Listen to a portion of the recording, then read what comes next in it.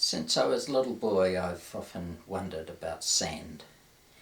Going along the seashore in our little village of Cobden on the west coast of the South Island, I would love to run in the sand.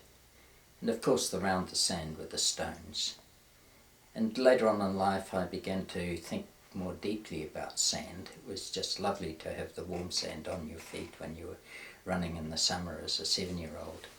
But as I grew older, I began to think about sand. And I realized after a time that it was a cycle. Sand is of a cycle.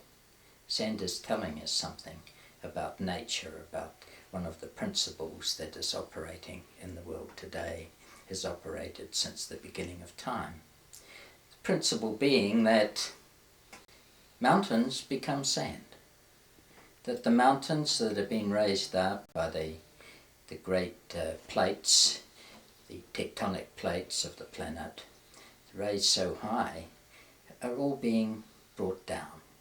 And ultimately they're brought down to sand. And the mountains eventually become plains. So there's an amazing cycle when we look at geological time.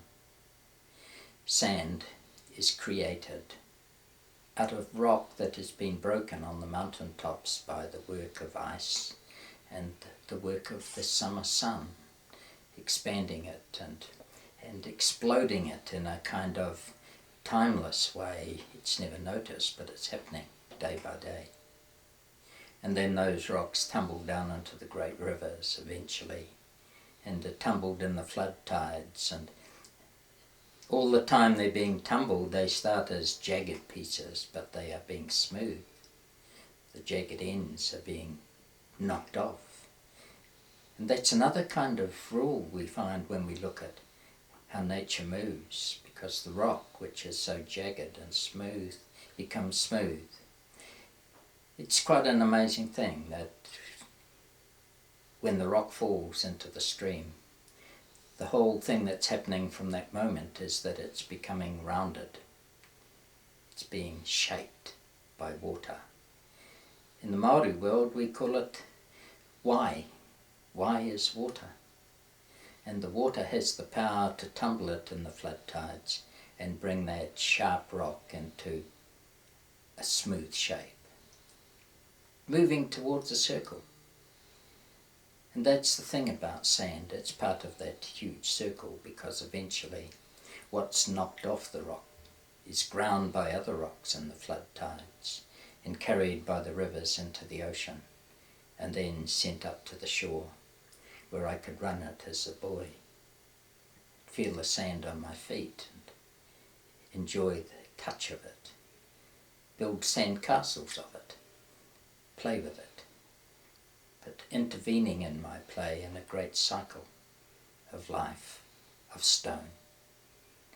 So sand is telling us that there is change, constant change on the planet. We think we are in a changeless space, but change is all around us. And sand reminds me of change and of the great circles that are part of life, that the mountains ultimately are destined to become plains.